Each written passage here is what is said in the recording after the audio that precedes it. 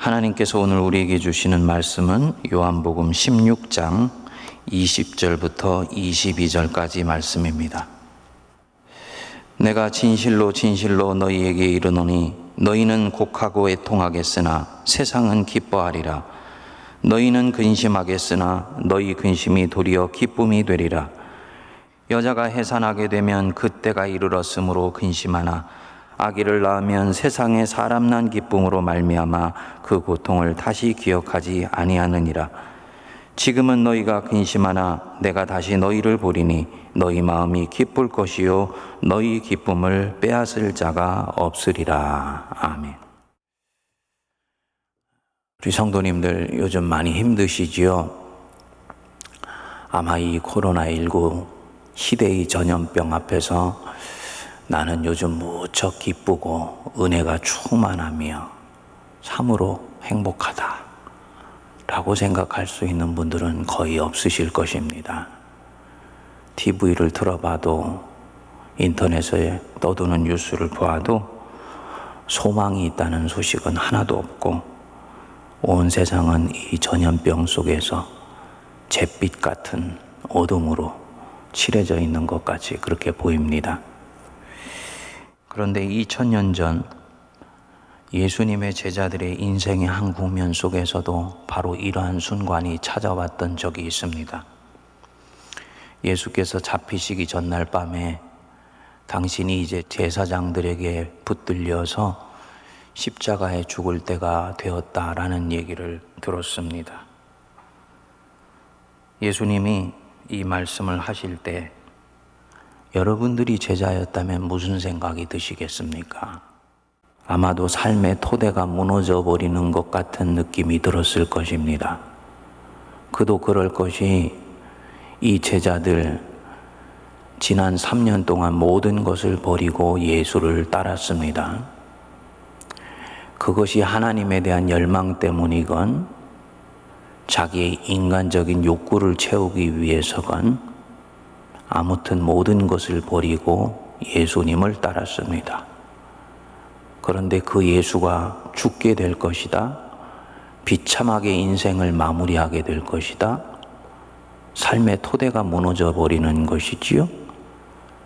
3년 동안의 삶에 대한 어떤 보상도 얻지 못한 채 엄청난 상실감에 휩싸이는 분위기가 이 제자 공동체 안에 찾아왔을 것입니다.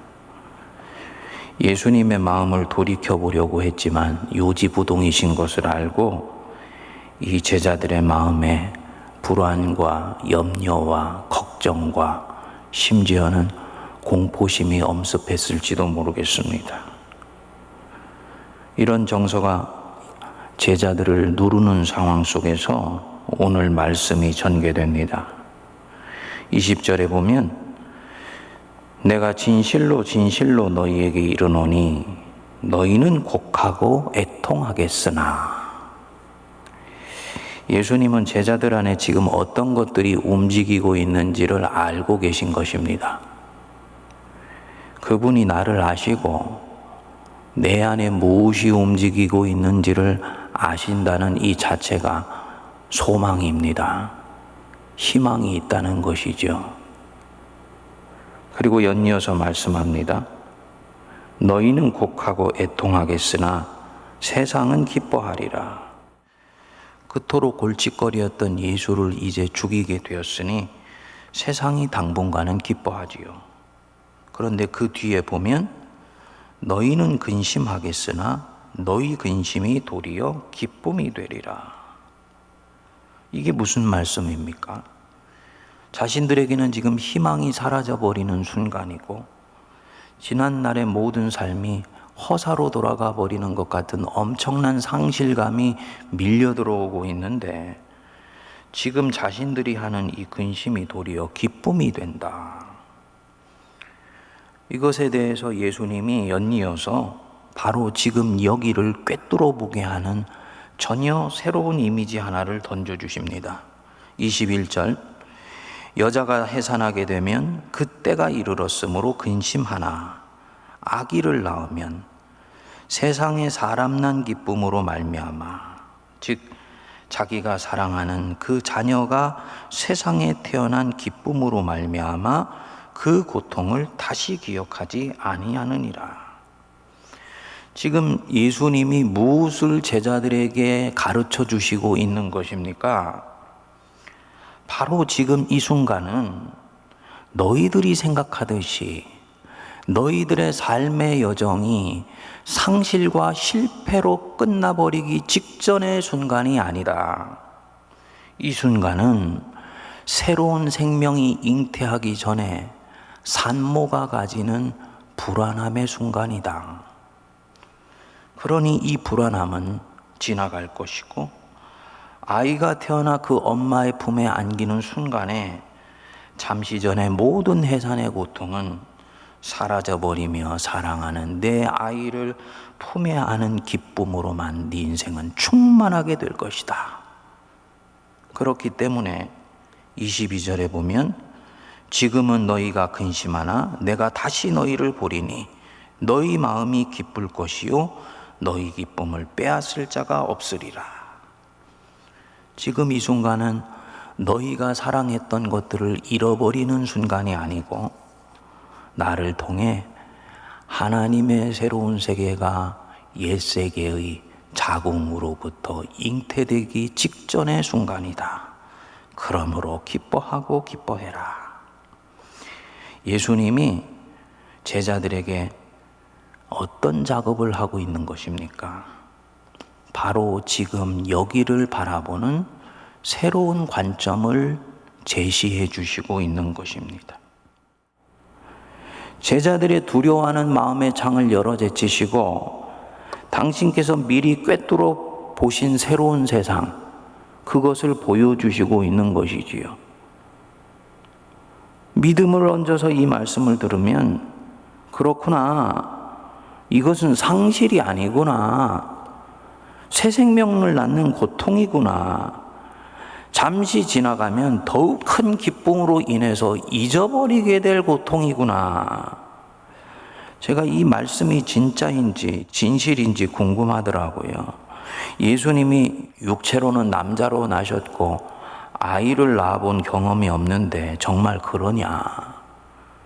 우리 사모가 전에 그러더라고요. 정말 해산하는 과정은 너무너무 힘들었는데 생명이 품에 탁 안기는 순간에 직전의 고통은 눈 녹듯 사라져 버리더라. 저는 여태까지 애 낳는 고통이 두려워서 둘째를 낳지 않는다고 한다는 사람을 단 한 사람도 본 적이 없습니다. 이 장면은 인간이 어떤 순간에 갖는 감정이 얼마나 주관적인지, 자기중심적인지, 때로는 주변의 환경에 의해서 조작된 것인지, 그래서 그 순간 속에 숨어있는 더욱 본질적으로 중요한 의미를 파악하지 못한 채 스스로를 불행 속으로 던져놓는 그런 것인지를 잘 보여줍니다. 성령의 두 번째 열매가 희락, 기쁨이지요. 그런데 이 예수님이 마지막 유언 장면을 곰곰이 묵상해 보노라면 예수님이 누리셨고 또 우리에게 주시려고 한 그 기쁨이 어떤 성격의 것인지를 잘 보여줍니다. 첫째, 여기에서의 이 기쁨 혹은 희락은 영어로는 joy, 헬라어로는 카라인데 쾌락, 플레저와는 다른 것입니다. 표면적으로는 유사해 보이지만 그 질이 전혀 다릅니다. 그토록 가고 싶었던 해외여행을 다녀왔다. 좋은 건 많이 보고 왔으니까 기쁨이 있지요. 정말 먹고 싶었던 것을 마침내 실컷 먹었다. 기쁨이 충만하지요. 근데 이 기쁨은 육체적 욕구가 채워진 데서 오는 기쁨, 플레저입니다. 이 기쁨도 필요합니다. 인간이 육체를 입고 사는 동안에는 먹는 것, 입는 것, 사는 집 다 필요합니다. 그래서 이 필요를 느끼고 이 욕구를 느끼는 것이 당연하고, 그리고 이 욕구를 채워지는 것은 굉장히 중요한 부분입니다. 문제는 뭐냐? 이 기쁨은 영속적이지 않다는 것입니다. 그래서 한 가지가 채워지면 반드시 또 다른 욕구가 일어나게 되어 있고, 그 욕구가 채워지면 다음 욕구가 또다시 일어나게 됩니다. 생존에 대해서 내가 갈구하지요? 그래서 살아야 될 집이 필요한 것입니다. 근데 그 집을 갖게 되면 이제는 안전하게 살고 싶어요. 울타리를 치기 시작합니다. 이것이 되었다 싶으면 이제는 좀 더 꾸미고 살고 싶지요. 그리고 다른 사람에게 집 자랑도 하고 싶습니다. 칭찬에 대한 욕구입니다. 이것이 되면 이제는 존경받고 살고 싶어요. 이 순간순간의 스텝들과 이것들을 채워나가는 과정들이 순조롭게 진행되지 않는 만큼, 지연되는 만큼 그만큼 갈구하게 되고 불만족스러워지게 느끼게 되고, 결국은 그만큼 나는 불행하게 느낀다는 것입니다. 그래서 이런 욕구는 예수님이 여기에서 말씀하는 기쁨과 유사해 보이지만 거리가 먼 것입니다. 사도 바울은 이것을 일컬어서 육체의 소욕이라고 말을 했습니다. 둘째로, 그러면 참 기쁨은 어떤 것이냐? 그것은 항상 내 자신의 이기심을 뛰어넘어서 영원한 것을 향해 열려 있는 데서 옵니다. 지나가는 것을 욕구하고 바라는 곳에서는 절대 바로 이 참 기쁨이 없습니다. 내가 그것을 사랑하면 사랑할수록 나를 노예로 만들기 때문입니다. 예를 들어서 성경에 돈을 사랑하는 것이 일만하게 뿌리라 그랬지요. 왜 돈을 사랑하면 안 됩니까? 돈이 얼마나 중요한데, 돈이 없으면 얼마나 불편한 것이고, 이것이 요긴하게 사용되면 얼마나 많은 사람들을 살릴 수 있는데요. 그런데 이 돈을 사랑하면 나는 점점 그것이 없으면 불안해서 견딜 수가 없게 돼요. 그것을 쫓아 살다가 인생을 허비하게 돼서 영혼은 빈깡통이 되어버리고 결국은 이 사람은 돈의 노예가 되어버리게 됩니다. 그래서 돈은 이용하고 다스려야 되는 것이지 사랑하면 안 되는 것입니다.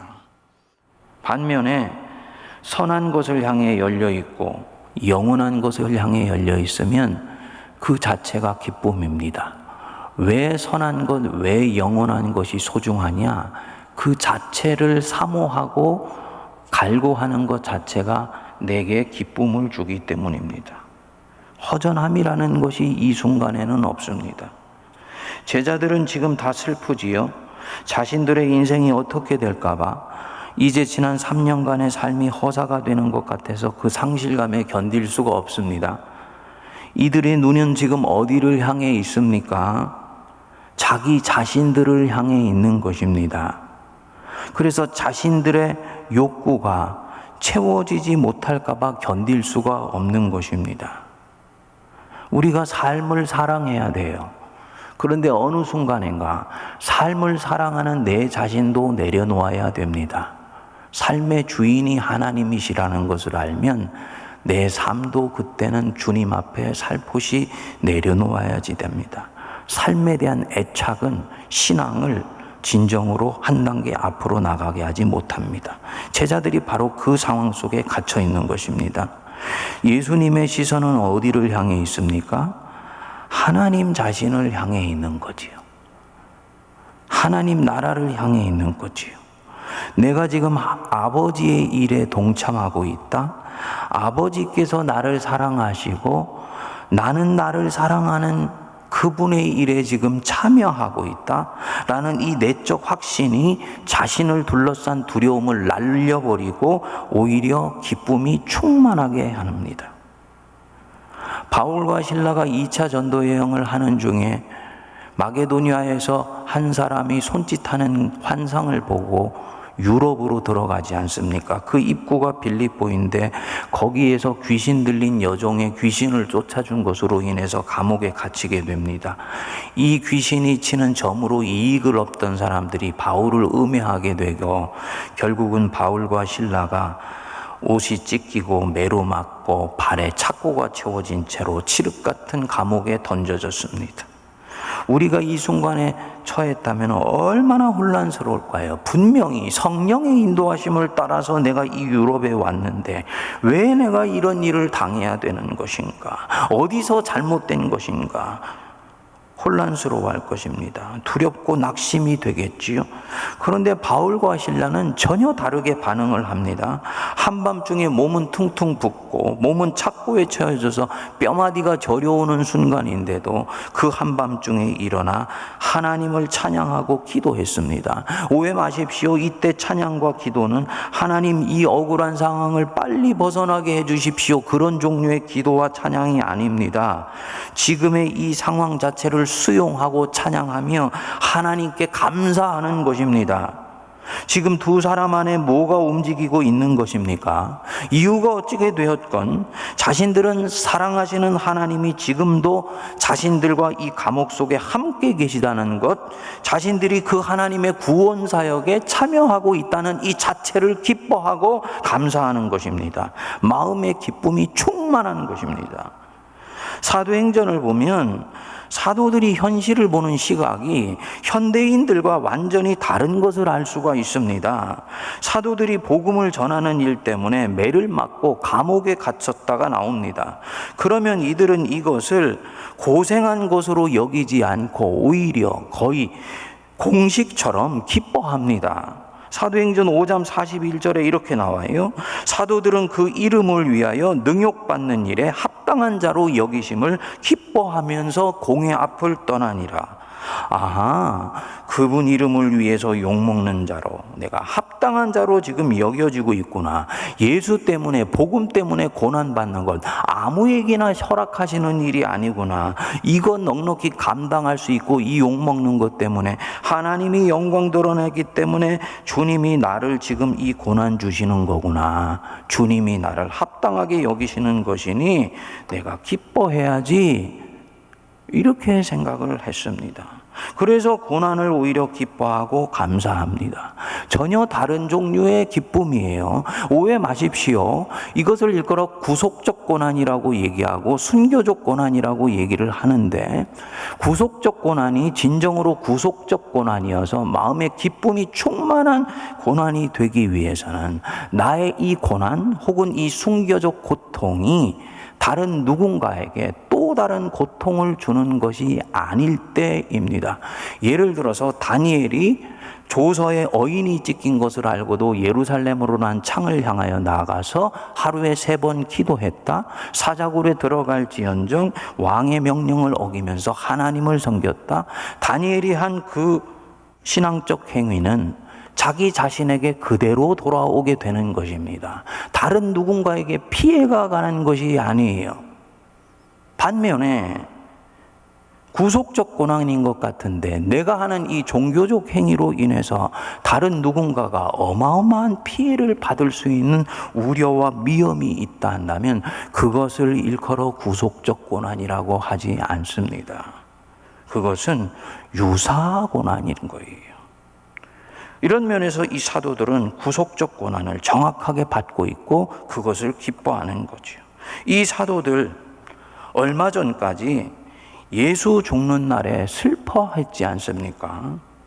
그런데 불과 몇십 안에 사물을 보는 시각이 완전히 달라졌습니다. 생 전체를 기쁨이 충만한 여행으로 보고 있는 것입니다. 그 안에 골짜기도 있고 늪도 있고 수렁도 있지만 그럼에도 불구하고 인생은 하나님이 주신 놀라운 선물이다. 강철같이 믿는 것입니다. 성령이 우리 안에 찾아오셨을 때 일어나는 마음의 변화예요.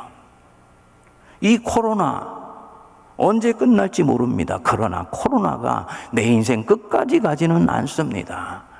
이 코로나에도 불구하고 하나님은 역사하시며 내 인생은 하나님이 주신 은혜의 선물이라는 것을 강철같이 믿으시기 바랍니다. 하나님이 자신들을 얼마나 신실하게 사랑하시는지를 이 사도들이 알게 된 것입니다. 성령이 자기들 안에 들어오시니 이 모든 것이 명료해진 것이지요. 그리고 이것이 이들에게 담력을 주는 것입니다. 언더힐이라는 신학자가 이런 말을 했습니다. 참 사랑은 언제나 두려움을 치유하고 이기주의를 몰아내고 우리 안에 사랑이 자라게 한다. 그래서 자신에 대한 염려는 갈수록 줄어들고 하나님과 그분의 자녀들을 사랑하며 기뻐하는 일은 갈수록 늘어나게 한다. 이것이 기쁨의 비밀이다. 헬라어로 은혜가 카리스인데 기쁨이 카라입니다. 하나님이 우리에게 주시는 기쁨은 항상 하나님의 은혜를 맛보거나 엿보아 아는 데서 오는 것입니다. 그러니까 이 참 기쁨은 하나님을 사랑하는 바로 그 사랑으로부터 오는 것이고 하나님의 사랑으로부터 항상 우리에게 흘러 들어오는 것입니다. 은혜를 알면 이 기쁨도 온다는 거지요. 그분의 일에 참여하는 데서 오는 기쁨을 안다는 것입니다. 셋째로 생명 현상이 일어나는 현장에 있으면 이 기쁨의 열매가 맺힙니다. 성령의 두 번째 열매, 희락, 기쁨의 열매는 생명과 연결되어 있습니다. 예수께서 죽기 전이신데 왜 이리도 기뻐하시는가? 이로 인해서 생명이 살아날 것이 미리 보이기 때문입니다. 죽은 자가 살아나고 영혼의 눈먼 자들이 눈을 뜨고 죄인이 회개할 것이기 때문에. 그래서 이 생명 현상이 일어나는 일에 참여하면 기쁨이 넘쳐요. 이상합니다. 이것은 생명의 신비이고 기쁨의 신비예요. 영혼 구원을 위해서 그토록 간절히 기도했던 친구가 친구 초청잔치에 와서 예배를 드리면서 그토록 회개의 눈물을 흘린다. 그 옆에서 이 친구를 보는 내 마음은요, 가슴이 터질 듯이 기쁩니다. 그날은 아무것도 먹지 않아도 배가 부를 것입니다. 왜냐? 자신이 생명의 산파 역할을 했기 때문입니다. 이것은 신비예요. 그 친구가 거듭난다고 해서 내가 집이 생기는 것도 아닌데 그렇게 기쁩니다. 생명이 일어나는 바로 그곳에 내가 참여하고 있기 때문입니다. 주님이 그래서 지금 기쁘신 것입니다. 교회가 하나님의 공동체로서 믿음이 앞선 자들이 믿음이 없는 자들이나 믿음이 약한 자들을 위해서 살피고 돌보고 성경 공부를 인도하고 양육에 참여하는 것이 왜 그리 중요하냐? 교회 성장 자체를 위해 그러는 것이 아닙니다. 생명이 나서 자라고 성장하고 성숙하는 것을 옆에서 지켜보거나 돕고 있으면 그것보다 감사하고 기쁜 일이 없어요. 목회자들이 갖는 모든 기쁨은 여기에서부터 오는 것입니다. 그래서 이 생명 현상이 교회에 차고 넘치게 되면 여기에 노출되어 있고 이를 경험하는 모든 성도는 기쁨이 충만하게 됩니다. 자연히 싸우는 일이 줄어들게 되고 불만도 점점 사라집니다. 복음을 누리며 전하며 사는 것이 세상의 어떤 것보다도 귀하게 여겨지고 나중에는 다른 하는 것들이 시덥잖게 느껴지게 됩니다. 이것이 예수께서 자기 사람들에게 주시려는 생명의 공동체, 힘입니다. 이런 공동체는 자연히 성장하게 되어 있어요. 생명 현상의 중요한 원리가 성장이기 때문입니다. 반면에 이런 것이 교회 안에서 약해지고 교회가 자꾸 제도나 율법적인 관행에 의해서 움직이게 되면 점점 은혜가 식어가고 생명력이 떨어집니다. 사람들은 안으로는 불만이 차게 되고 다투게 되고 밖으로는 그것을 누군가를 향해 투사해서 뿜어내기 시작을 합니다. 사랑하는 여러분, 우리 성도님들의 생명이 풍성하고 기쁨이 충만한 삶을 살고 싶으십니까? 먼저 내가 영적으로 성장하고 성숙하는 자리에 나를 밀어 넣으셔야지 됩니다. 지식을 채우려고 하는 것은 나를 변화시키지 못합니다. 성경 공부 작은 것 하나를 하더라도 그 속에 변화를 갈구하며 변화가 일어날 때 거기에 기쁨이 있는 거예요. 또 누군가의 생명을 돌보고 그것을 자라가게 하는 현장에 자신을 밀어넣으십시오. 해산할 때는 속도 상하고 힘도 들지만 때가 되어서 저 친구 지금 성장해 가고 있어. 저 친구 변화되어 가고 있어. 주님이 나를 쓰시고 있어. 이 마음이 들면 엄청난 기쁨이 충만하게 됩니다. 말씀을 마무리합니다. 현대 교인들은 이 성령의 두 번째 열매, 기쁨의 열매, 희락의 열매를 잘 맺지를 못합니다. 사이비 기쁨이 판을 치고 있기 때문입니다. 더욱더 하나님께 영광을 돌리고 내가 성장하며 성숙하리라 라는 이런 열망이 일어나는 것이 아니고 더욱더 잘 먹자, 더욱더 잘 입자, 더욱더 좋은 곳에 살자, 더 풍성하게 소비하자, 이런 마음들과 욕구를 계속적으로 조장하는 세상 문화 속에서 성도들이 노출되어 있습니다. 그래서 과소비를 조장하고 잘못된 욕구를 만들어내는 세상 속에서 성도들이 쇠뇌되면서 살아가는 거예요. 맞지요? 이 세상 문명 속에서는 계속 소비 욕구가 일어나야지 경제가 돌아가기 때문입니다. 문제는 그 조작된 잘못된 욕구는 거기에만 노출되어 있으면 점점 나는 초라해지고 불행해지게 됩니다. 성도님들, 우리는 지금보다도 훨씬 행복하게 살 수가 있습니다. 신앙의 참 기쁨에 귀를 기울이면 가능합니다. 내가 참 기쁨을 가지기 위해서 먼저는 자족하는 것을 배워야 됩니다. 더 좋은 차 안 타고 더 좋은 옷 안 입어도 괜찮아요. 좋은 차 탄다고 내 품격이 올라가는 것이 아닙니다. 그렇게 생각한다면 그는 지금 세상이 나에게 조작한 욕구를 그냥 있는 대로 받아들이는 것입니다. 그래, 좋은 차 안 타도 나는 하나님의 자녀인 것으로 존귀한 사람이다. 여기까지 내가 미치게 되면 나는 자족하기를 얼마든지 배울 수가 있습니다. 둘째로, 나를 사랑하시는 하나님 자신을 기뻐하는 것입니다. 하나님이 주시는 것을 기뻐하는 것이 아니고 하나님 자신을 묵상하며 기뻐하는 거예요. 지금 여기에 하나님이 나와 함께 계시다는 그 자체로 나는 감사하다. 이것을 자꾸 배우는 것입니다. 웨스트민스터 신앙고백에 나오는 첫 번째 성도의 본분이 하나님을 기뻐하며 그 하나님께 영광을 돌리는 것입니다. 그런데 어떻게 된 일인지 하나님께 영광을 돌리는 것에 대해서는 늘 얘기하는데 하나님 자신을 기뻐하는 것에 대해서는 우리가 전혀 훈련이 되어 있지를 않습니다. 하나님 자신을 기뻐하는 것, 이것이 이 기쁨을 누리는 삶의 관건이 되는 부분입니다. 셋째로, 생명이 나고 자라며 성숙하게 하는 일에 자신을 들이실 수 있기를 바랍니다. 이를 보는 기쁨이 충만할 거예요. 그리스도인들에게 이 코로나가 왜 힘드냐?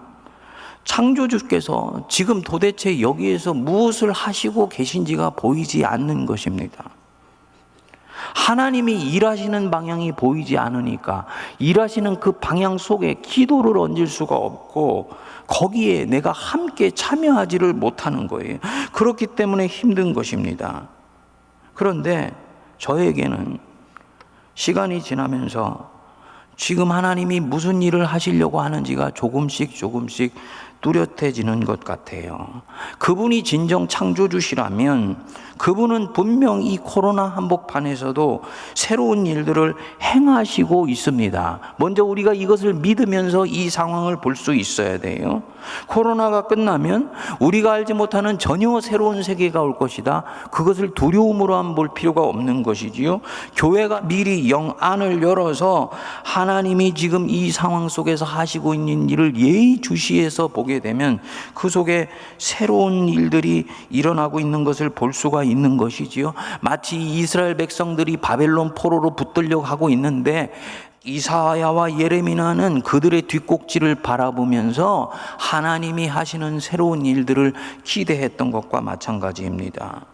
이것을 찬찬히 들여다보면 우리가 그동안 얼마나 피조세계를 함부로 대해왔는가라는 것을 철저히 깨닫게 됩니다. 그래서 새로운 세상이 왔을 때는 이전과는 다른 방식으로 살아가는 삶을 많은 사람들이 이제는 눈뜨고 연습하기 시작할 것입니다. 하나님이 그들을 통해서 새 일을 하는 거예요.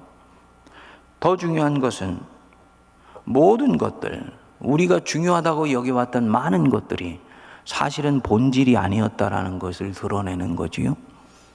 성도님들, 우리가 지상 13층 지하 6층에 이 아름다운 예배당을 지어서 하나님께 올려드리기로 헌당하기를 간절히 기도하고 나아가고 있습니다만, 코로나 때문에 모이지 못하는 상황이 되니까 지상 13층 지하 6층짜리의 이 예배당 건물이 아무 소용이 없어지는 것처럼 보이는 거예요.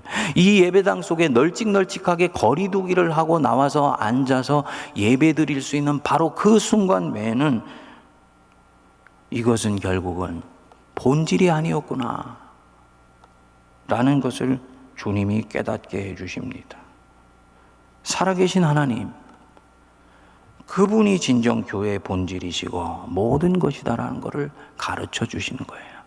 그래서 그분을 견고하게 붙들고 신앙생활을 해왔던 분들은 지금 이 코로나 상황 속에서 흔들리지 않습니다.